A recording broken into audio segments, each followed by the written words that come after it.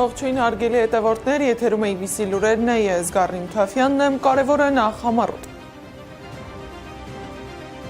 Welcome-ի տեքստը հրապարակեց և Հայաստանը և Թուրքիան, ինչ է փոխվում հայ-թուրքական հարաբերություններում։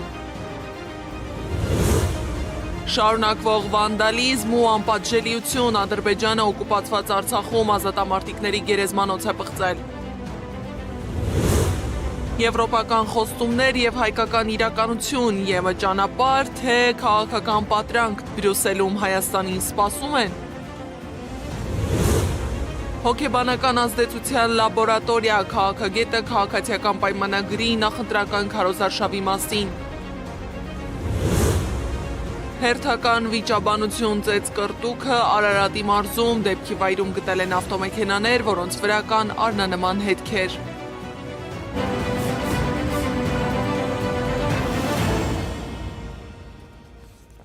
Պաշտոնական Երևանը քարոզարշավին զուգահեռ հասցնում է զբաղվել խաղաղության օրակարգով, ընդունում պատվիրակություններ, պատահաբար կամ դիտավորյալ դաշտ գցում որոշ թեմաներ։ Փոխվարչապետ Մհեր Գրիգորյանն ընդունել է Հայաստան այցելած ամերիկյան ընկերության թիմին, որը ժամանել է Հայաստան մեկնարկելու TRIP-ի տեղանքի հետազոտման աշխատանքները։ Ընկերությունը ներկայացրել է իրենց տեխնիկատնտեսական գնահատման շուրջ իրականացվող աշխատանքների հիմնական ուղղվածությունն ու ակնկալվող արդյունքները։ Զուգահեռ խաղաղության խաչմերուկ նախաձեռնությանը նվիրված քննարկում է տեղի ունեցել միջազգային մի քանի գործընկերների մասնակցությամբ։ Քննարկել են խաղաղության խաչմերուկ նախաձեռնության իրականացման արդյունքում Հայաստանի և ամբողջ տարածաշրջանի համար բացվող հնարավորությունները։ Հանդիպել են հայ և ադրբեջանցի փորձագետները, բայց այս անգամ Լոնդոնում։ Նրանք քննարկել են խաղաղության գործընթացի ներկա փուլը, հնարավոր ռիսկերն ու հնարավորությունները։ Խաղաղության կամուրջ նախաձեռնության համակարգող Արեգ Քոչինյանի խոսքով հանդիպման ընթացքում խոսել են տարածաշրջանային զարգացումների և երկխոսության պահպանման անհրաժեշտության մասին։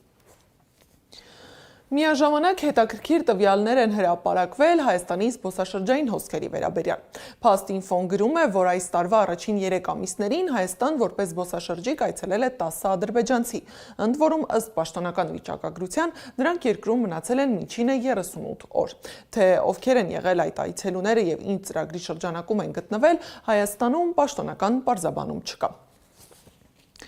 Իսկ Հայաստանն ու Թուրքիան հրապարակել են երեկվանից քննարկվող Welcome-ի տեքստը։ Թուրքիայի արտգործնախարարությունը հայտարարել է, որ նոր կարգավորումների համաձայն Թուրքիայից Հայաստան կամ Հայաստանից Թուրքիա տեղափոխվող բեռները կարող են արդեն պաշտոնապես նշել երկու երկրները որպես վերջնական ուղղություն կամ ծագման երկիր։ Հայաստան-Թուրքիա կարգավորման գործընթացում Թուրքիայի հատուկ ներկայացուցիչ Սերդար Քլեչն էլ հայտարարել է, որ ևս մի կարևոր քայլ է կատարվել տարածաշրջանում կայուն խաղաղության և կայունության հաստատման համար։ Մեր երկրի արտաքին գերատեսչությունն էլ ողջունել է Հայաստանի հետ երկկողմ առևտուր իրականացնելու արգելքները վերացնելու վերաբերյալ Թուրքիայի որոշումը։ Ըստ արտգործնախարարության դա Հայաստանի և Թուրքիայի հարաբերությունների կարգավորման գործընթացի հերթական արդյունքն է։ Այդ որոշումը էական է երկու երկրների միջև առևտրի և գործարար շրջանակների միջև կապերի ընդլայնման, տարածաշրջանում տնտեսական կապակցվածությունը խթանելու և խաղաղության ու բարեկեցության ապահովման տեսանկյունից։ Ընդգծենք, որ սա կարևոր քայլ է երկու երկրների միջև լիարժեք ու բնականոն հարաբերությունների զարգացման ուղղությամբ, ինչը կարող է իր տրամաբանական շարունակությունը ստանալ Հայաստան-Թուրքիա սահմանի բացման ու դիվանագիտական հարաբերությունների հաստատման միջոցով։ Իսկ ինչի արդյունք է Ադրբեջանի շարունակվող վանդալիզմը օկուպացված Արցախում, անպատժելիության, լռության, թե ամենաթողության։ Բաքվի վանդալիզմի հերթական թիրախը դարձել է Մարտակերտի Վաղուհազ գյուղի զոհված ազատամարտիկների գերեզմանոցը։ Արցախի մշակութային ժառանգության օմբուդսմեն, ազգային պատմամշակութային հասարակական կազմակերպության փոխնախագահ Հովիկ Ավանեսովը հայտարարել է, գերեզմանակարերի վրա եղած հայերեն արձանագրություններն ու զոհված ազատամարտիկների պատկերները հստակ ցույց են տալիս, որ թիրախ է դարձել ոչ թե պարզապես գերեզմանոց, այլ հայկական ինքնության, ազգային հիշողության և հոգևոր ժառանգության կարևորագույն վայր։ Սա սովորական վանդալիզմ չէ, այլ էթնիկ ատելության վրա հիմնված կանխամտածված գործողություն է, որի նպատակը հայկական հետքի վերացումն ու պատմական հիշողության ջնջումն է։ Տեսանյութում արձանագրված գործողություններն առանձնանում են բացառիկ ցինիզմով եւ սրբապղծությամբ։ Տեսանյութի հեղինակը միտումնավոր քայլում է տապանակարերի վրայով, կանգնում հանգուցյալների դիմանկարների վրա, հարվածում ու պղծում դրանք։ Այս վարքագիծը ոչ միայն գերեզմանների վնասում է, այլև զոհվածների հիշատակի, հուղարկավորության սրբության եւ մարդկային արժանապատվության կանխամտածված անարգանք։ Նման գործողությունները հակասում են ոչ միայն միջազգային իրավական նորմերին, այլև հակամարտկային բարոյականության ամենատարրական սկզբունքներին։ Այս ամենի մասին պաշտոնական Երևանը չի խոսում, փոխարենը ակտիվ խոսում են դեպի Եվրոպա գնալու մասին։ Եվրոպան վերջին տարիներին դարձել է հայկական քաղաքական խոսույթի ամենաշատ գործածվող ուղղություններից մեկը։ Իշխանությունը խոսում է եվրոպական արժեքներից, բարեփոխումներից ու հնարավոր անդամակցությունից, սակայն որքանով է այդ հեռանկարը մոտ իրականությանը։ Երբ տարածաշրջանի այլ երկրներ տասնամյակներով մնում են սպասման փուլում, Հայաստանի եվրոպական ուղին ավելի շատ հարցեր է առաջացնում, քան տալիս պատասխաններ։ Սա երկարաժամկետ ռազմավարական ընտրություն է, թե աշխարհաքաղաքական հաշվարկների պայմաններում ձևավորված քաղաքական օրակարգ։ Հայաստանի եվրոպական հավակնությունների հնարավորություններն ու սահմանափակումները ռեպորտաժում։ Եվրոպական ուղղության մասին խոսույթը Հայաստանի իշխանության քաղաքական օրակարգում վերջին տարիներին ավելի հաճախ է հնչում։ Բրյուսելի հետ ակտիվ շփումներ, նոր գործակցային ծրագրեր, եվրոպական ինտեգրման վերաբերյալ հայտարարություններ, բայց որքանով է իրական Հայաստանի Եվրամիության անդամակցության հեռանկարը, երբ այդ ճանապարհին արդեն տասնամյակներ շարունակ սպասող երկրներ կան։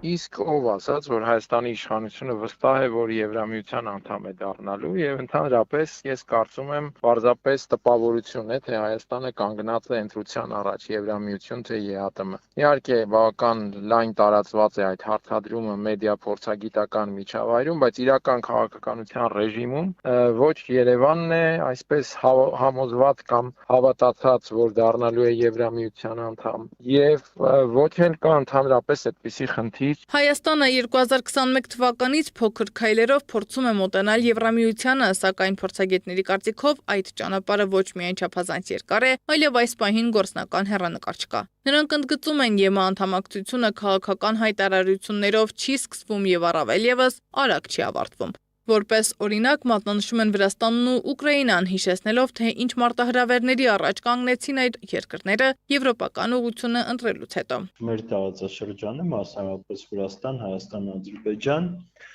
բոլոր դերակատարներին հետաքրքիր է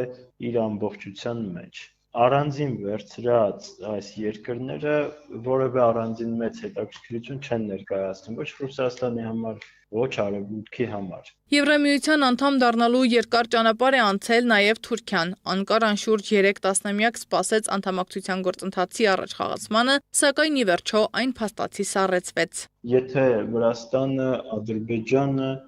Թուրքիան չեն լինում Եվրոպական միության անդամ, ապա Հայաստանը ուղղակի կտրված է լինում, ինչայլոց ԵԱՏՄ համատեքստում ենք սրա մասին բազմիցս խոսել ենք, բազմիցս նշել ենք, թե ինչպիսի վատ իրավիճակ է Հայաստանի համար, թե աշխարհագրական առումով, թե լոգիստիկ առումով, իսկ Եվրոպական միությունը ես չեմ կարծում, որ կգնա նույն ճանապարհով, ինչ ճանապարհով գնաց ԵԱՏՄ-ն եւ կվերցնի այսպես կղզիացված պետություն որպես իր լիիրավ անդամ։ Վերադառնալով Հայաստանին, այսօր մեր երկիրը դեռ նույնիսկ ԵՄ թեկնածու երկրի կարգավիճակ չունի։ Հայաստան-Եվրամիություն հարաբերությունների իրավական հիմքը շարունակում է մնալ համապարփակ եւ ընդլայնված գործընկերության համաձայնագիրը։ Իսկ անդամակցության գործընթացի մասին պաշտոնական խոսք առայժմ չկա։ Այդուհանդերձ հայկական կողմը դեռ 2024 թվականին հայտարարեց, որ պատրաստ է անդամակցել Եվրամիությանը։ Մենք հայտարարել ենք քաղաքական կամքը ամենաբարձր մակարդակով։ Հայաստանը պատրաստ է դառնալ ԵՄ անդամ։ Հիմա սպասում ենք մյուս կողմի արձագանքին։ Եթե Հայաստանը ընդունվի ԵՄ, մենք ուրախ կլինենք։ Եթե չընդունվի, միևնույն է, մենք շահած կլինենք, որովհետև Հայաստանը կլինի եվրոպական չափանիշներին համապատասխան երկիր։ Փորձագետները նկատում են Հայաստանը, Ադրբեջանն ու Վրաստանը Եվրամիության համար դիտարկվում են ոչ թե առանձին, այլ տարածաշրջանային համատեքստում։ Եվ այստեղ առաջանում է գլխավոր հարցը. եթե տասնյակ տարիներ բանակցություններ վարող երկրները դեռևս ԵՄ դռան առջև են, ինչու հենց Հայաստանին պետք է հաջողվի ավելի արագ անցնել այդ ճանապարհը։ Նիկոլ Փաշինյանը փորձում է այդ թեման առավել արդյունավետ կապիտալիզացնել նաև քարոզչական դաշտում, ձգտելով ձայներին տեր կանգնել, որոնք հակված են դեպի Եվրամիություն եւ որոնք ակնկալում են, այսպես ասած, արևմտամետ կուրս այս իշխանությունից։ Իսկ ԵՄ-ն այսօր պատրաստ է արդյոք ընդլայնել իր կազմը, կամ Հայաստանը պատրաստ է այսպիսի խորքային փոփոխությունների, որոնք պահանջվում են անդամակցության համար, դատական համակարգից մինչև տնտեսական եւ ինստիտուցիոնալ վերափոխումներ։ Եվ ամենակարևորը, Հայաստանի եվրոպական օրակարգը ռազմավարական ու երկարաժամկետ ծրագիր է, թե այս պահին ավելի շատ քաղաքական ուղերձ ուղղված այլ ուժային կենտրոնների։ Սեդա Մակարյան, Աշոտ Բարբարյան, ABC Media։ Քաղաքագետ Վլադիմիր Մարտիրոսյանն էլ խոսել է քաղաքացիական պայմանագրի նախընտրական քարոզարշավի մասին։ Նրա խոսքով նախընտրական քարոզչության ժամանակ իշխանությունը կանգնում է ժողովրդի առջև, երկրի եւ պետության սիմվոլիկան դարձնում է փոքրիկ դեղին պլաստմասե քարտեզ եւ քաղցրավենիք ու սկսում դա վաճառել մարդկանց վրա որպես ձեռքբերում։ Քաղաքագետն ընդգծում է, որ սա հոգեբանական ազդեցության լաբորատորիա է։ Մարդուն այնքան երկար են սովորեցրել կորուստների հետ ապրել, որ հիմա փորձում են կորուստը վաճառել որպես ձեռքբերում։ Պոպուլիզմի ամենաբարձր աստիճանը հենց սա է, երբ իշխանությունն այլևս ապագա չունի վաճառելու, սկսում է մարդու վրա վաճառել այն, ինչն արդեն իրենն է։ Ոչ թե ասում են, տեսեք ինչ ենք ստեղծել ու կայացրել, մեծացրել, այլ ասում են, տեսեք ինչքանը դեռ չի կորել կամ չենք օտարել, եւ դա փորձում են ներկայացնել որպես հաջողություն։ Պատկերացրեք քաղաքական ողբերգության չափը։ Ստացել էին ավելի մեծ պետություն, ավելի անվտանգ իրականություն, ավելի ծանրակշիռ Հայաստան, իսկ հիմա ժողովրդի առաջ բերել են մնացորդը ու ասում են պահել ենք էստեղին պլաստմասն ու դրա քաղցրավենիքը։ Եթե հասարակությունը մի պահ չկանգնի ու չհասկանա այս ամբողջ աբսուրդի մակարդակը, վաղը կարող են արդեն քարտեզի հաջորդ փոքրացած եւ դառը տարբերակն էլ բերել ու նույն ոգևորությամբ ասել. տեսեք, Հայաստանը դեռ կա, շնորհակալ եղեք մեզ։ Պատերազմից հետո Հայաստանի քաղաքական դաշտում ամենամեծ մրցակցությունը ոչ միայն իշխանության, այլև անվտանգության մոդելների միջև է։ Մի ուժ խաղաղությունն է ներկայացնում որպես անվտանգության գլխավոր երաշխիք, մյուսը ուժեղ բանակն ու զսպման կարողությունը։ Ոմանք խոսում են տեխնոլոգիական վերազինումից ու ռազմարդյունաբերությունից, մյուսները դիվանագիտական հավասարակշռությունից ու նոր գործընկերներից։ 2026-ի խորհրդարանի ընտրությանը մասնակցող ուժերը տարբեր պատասխաններ ունեն նույն հարցի վերաբերյալ։ Ինչպես պաշտպանել Հայաստանը նոր աշխարհաքաղաքական պայմաններում, ուժերի անվտանգային ծրագրերի բախումը ռեպորտաժում։ Բանակի վերակազմավորում, դաշնակիցների ընտրություն, արտաքին քաղաքական հենարան, սահմանների անվտանգություն, պրոֆեսիոնալ բանակ եւ խաղաղության խոստումներ։ 2026 թվականի խորհրդարանական ընտրություններին ընթരാճ քաղաքական ուժերը ներկայացնում են անվտանգության ու արտաքին քաղաքականության իրենց տեսլականը։ Պատերազմից հետո ձևավորված նոր իրականության պայմաններում քաղաքական հիմնական դերակատարները տարբեր պատկերացումներ ունեն, ինչպես կանխել նոր պատերազմը, ինչպիսի բանակ կառուցել եւ ինչ դաշնակիցների վրա հենվել։ Իշխող քաղաքացիական պայմանագիրն առաջնային է համարում խաղաղության օրակարգը։ Նշում է, որ իրենց մեծագույն առաքելությունը կատարել են, այսինքն Հայաստանի եւ Ադրբեջանի միջև խաղաղություն է հաստատվել։ Անվտանգության մասին բլոկում հիշատակվում է միայն այդ խաղաղությունը, Ադրբեջանի հետ սահմանազատման գործընթացի շարունակությունը եւ TRIP նախագծի իրականացումը։ Խոստանում են հավասարակշռված արտաքին քաղաքականություն, կարևորելով հարաբերությունների զարգացումը հարևան երկրների հետ։ Իշխանությունը հայտարարում է, որ շարունակելու է բազմավեկտոր արտաքին քաղաքականությունը, խորացնելով հարաբերությունները Միացյալ Նահանգների, Եվրամիության, Չինաստանի, Հնդկաստանի եւ Մերձավոր Արևելքի երկրների հետ, միաժամանակ պահպանելով, ինչպես իրենք են ձևակերպում, կառուցողական հարաբերություններ Ռուսաստանի հետ։ Առանձին անդրադարձ է արվում ԵՄ-ի հետ հարաբերություններին։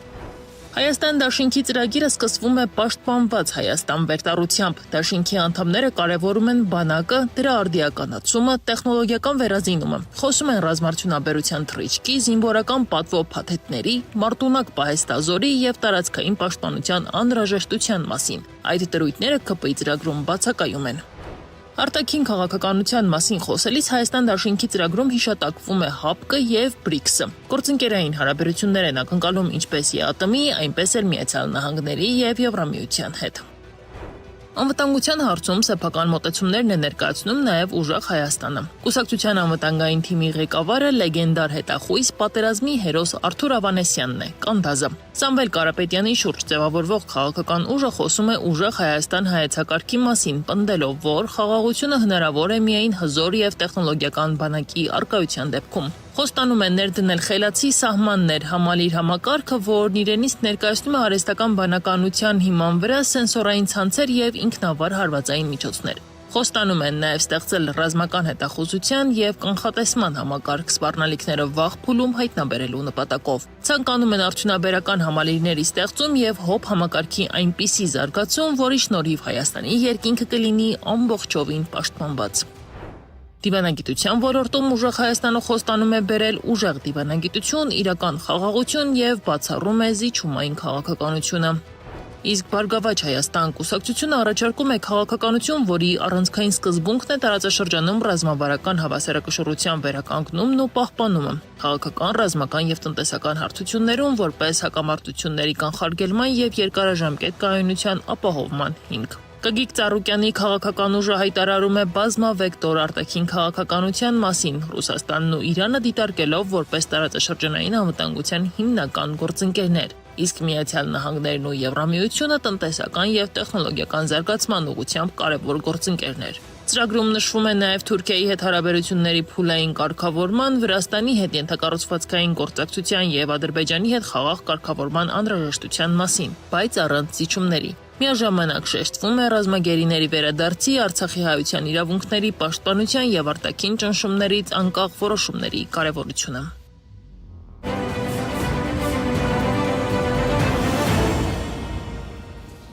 Մայիսի 11-ին հերթական վիճաբանությունն ու ծեծկռտուքն է տեղի ունեցել Արարատի մարզում։ Ժամը 23-ի սահմանում Դաշտավան գյուղից Մասիս Էջմիածին խճուղու մոտ ավտոլվացման կետի հարևանությամբ մի խումբ անձանց միջև վիճաբանություն ծեծկռտուք է տեղի ունեցել։ Դեպքի վայրում գտել են 2 BMW, Mercedes, Honda, Opel մակնիշի ավտոմեքենաներ, որոնց վրա եղել են արնանման հետքեր։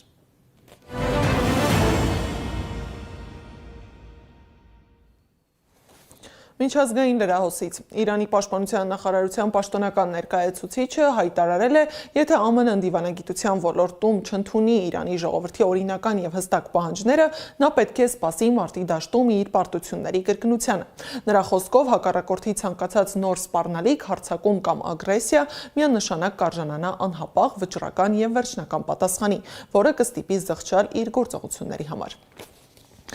ԱՄՆ նախագահ Դոնալդ Թրամփն էլ հայտարարել է, որ չի կարծում, թե Չինաստանի օգնության կարիքը կունենա Իրանի հետ պատերազմը դադարեցնելու համար։ Թրամփը հինգշաբթի եւ ուրբաթ նախատեսված հանդիպումների ժամանակ իր չինացի գործընկերոջ հետ կքննարկի Իրանի դեմ պատերազմը եւ հնարավոր է հորդորի Չինաստանին համոզել Թեհրանին համաձայնության գալ Վաշինգտոնի հետ։ Միջազգային լուրերը ռեպորտաժում։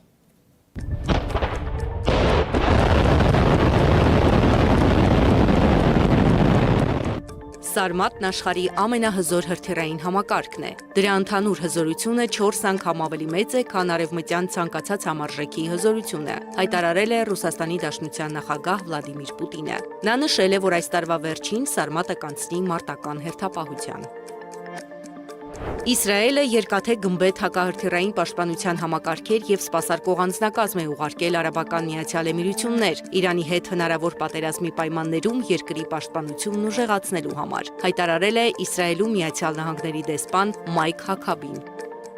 Չինաստանն ուժեղ է, բայց մենք ավելի ուժեղ ենք։ Մենք ռազմական առումով ավելի ուժեղ ենք, քան ցանկացած այլ երկիր, հայտարարել է Միացյալ Նահանգների նախագահ Դոնալդ Թրամփը Չինաստան մեկնելուց առաջ։ Դուք դա տեսաք Վենեսուելայի օրինակով, այլ երկրների մեծ մասի համար դա դժվար խնդիր կլիներ, ասել է Միացյալ Նահանգների նախագահը։